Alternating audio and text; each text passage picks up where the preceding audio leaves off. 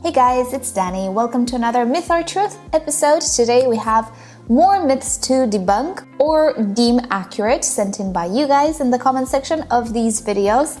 Keep them coming. I really do enjoy this series a lot. Good news, we have been renewed for 2023, the entire year as well. Woohoo! So we're gonna do this for the entire year. How fun! And of course, today's video is sponsored by rePotme.com and this entire series for 2023. Now, rePotme offers you everything you could possibly need to properly take care of your orchid. From potting mixes to pots, fertilizers, accessories, they have them all. Plus, supplies for other plants as well, such as succulents and cacti, and not only. So I'll link you to their website down below in the description. Check them out at any time. I'll also tell you about the products that I really like to use and I think are worth a try. So with that said, let us start with the first myth or truth sent in by Julie. And this is a very good one. Before fertilizing an orchid or offering water with fertilizer, you need to first moisten the roots. Basically, watering it with plain water first and then offering the water with the fertilizer. Well, that is false.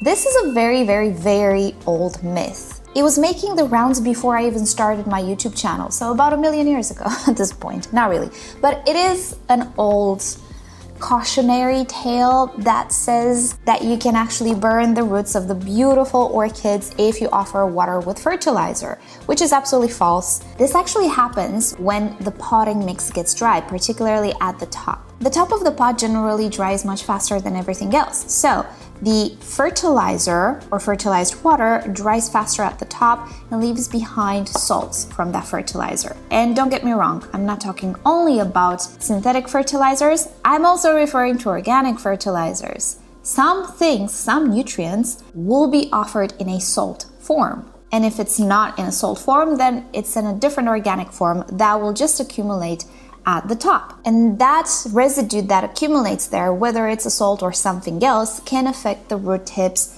because it can be desiccating, or it can also be very acidic in the case of organic stuff.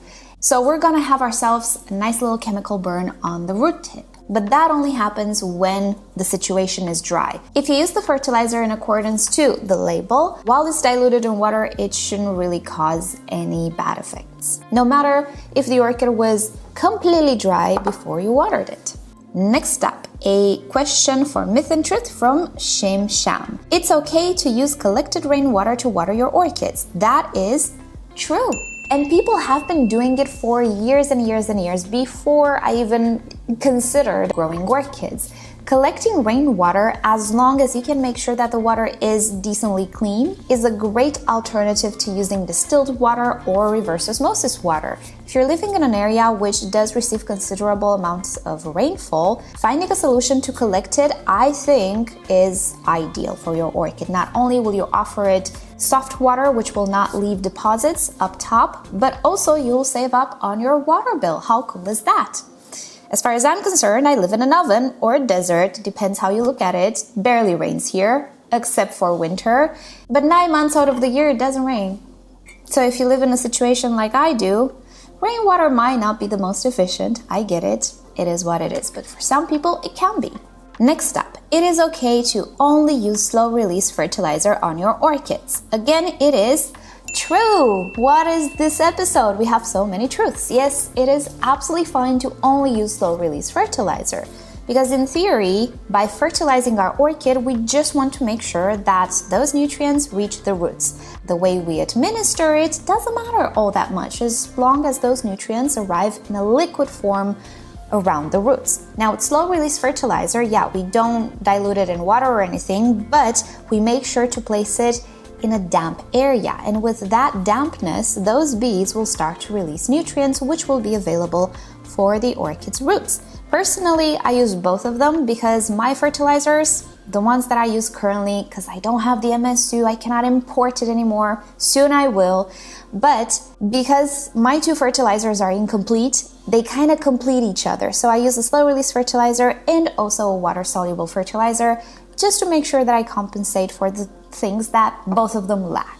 Theoretically though, if you have a full menu slow release fertilizer, you can only use that. And in fact, again, spoilers, I've talked to rePotme, and hopefully, fingers crossed, this year I will be able to receive from the European Union both the MSU that I like so much and also the slow release version. And I will do some experiments with some orchids that will only be treated or administered the slow release fertilizer, and some which will have, let's say, both of them.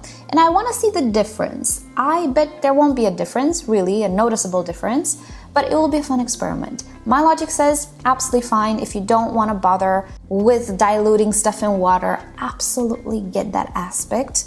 I think slow release fertilizer is great if it has all the nutrients that orchids need. Next up, again an old myth.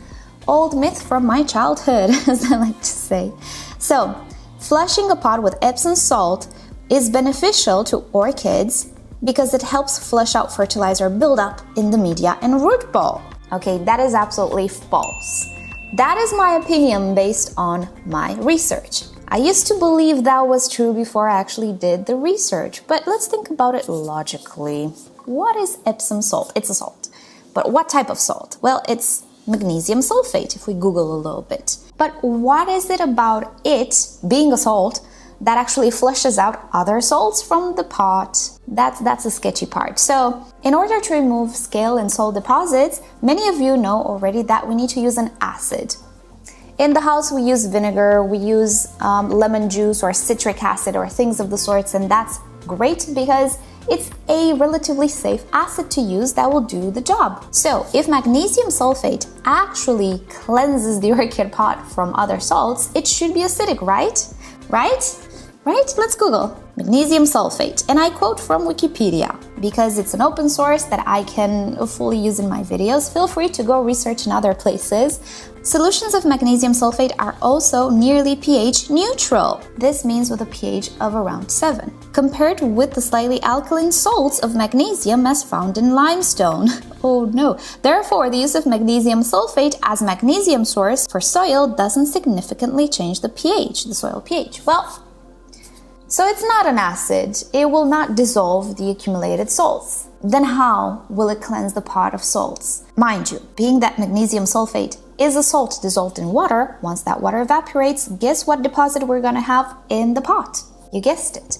So to me, and as much as I research, it is not actually cleansing or eliminating the buildup from your pot, it is actually creating more. How fun. Don't we all want more salt in our pot? If any of you are chemists and I'm missing something, do feel free to add your comment down below in the comment section, but that's how I see it. I checked multiple sources and tried to come up with an explanation why people say magnesium sulfate will do this thing, and I couldn't find any logical explanation based on science. We're not interested in anecdotal evidence, just scientific evidence, and I didn't find any. Maybe I didn't look right, so do feel free to enlighten me, but for now, I will just call it a myth. One of those that keeps getting propagated without background checks. Next myth or truth from Rakashit. I have a lot of them for this episode from you, but also I'll answer some next time because you left a lot of comments. Thank you so much.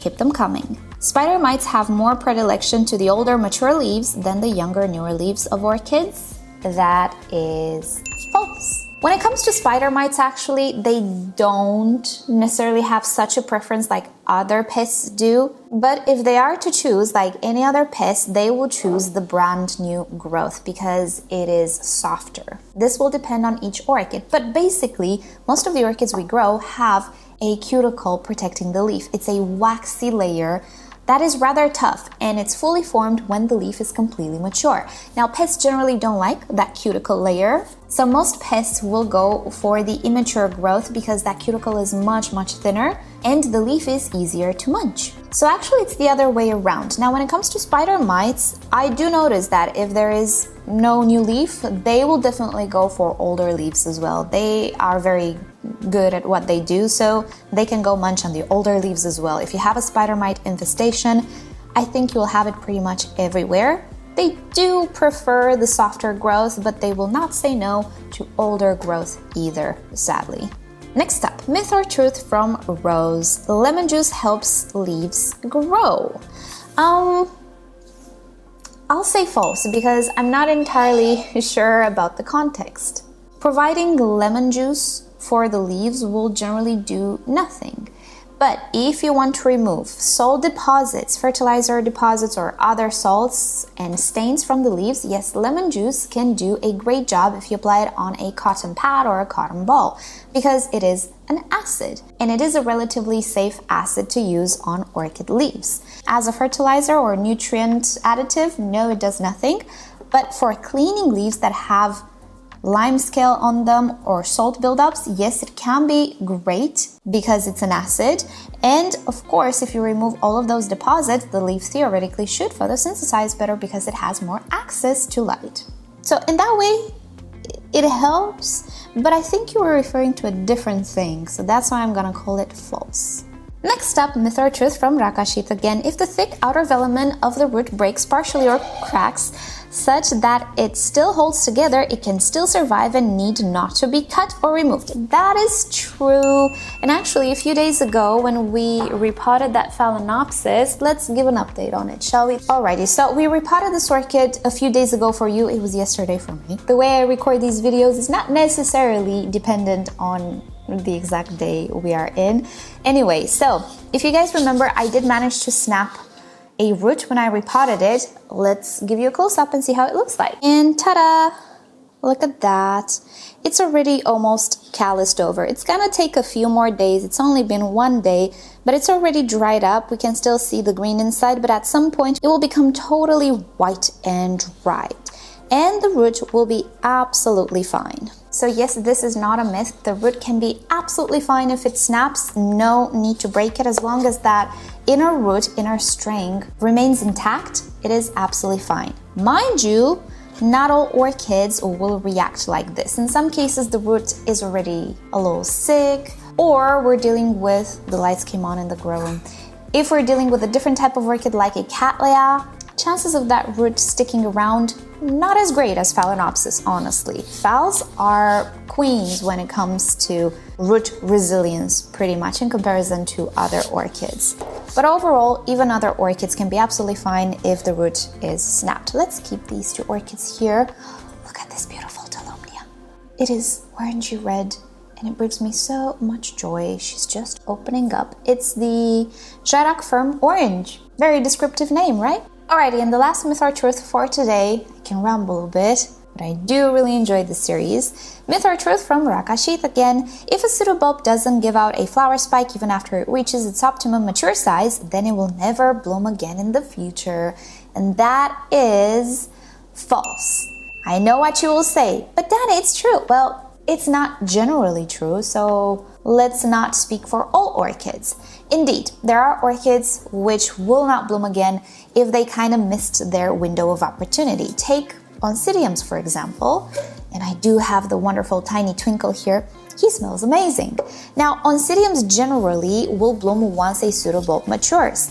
If a pseudobulb matures, doesn't bloom, but starts to create a brand new growth, chances are, and typically this is what happens, is that it will not bloom from that pseudobulb. Maybe the orchid was a little bit stressed, maybe there was something in its environment that it didn't like. It will probably skip the window of opportunity this time and bloom on the next growth. However, there are many exceptions.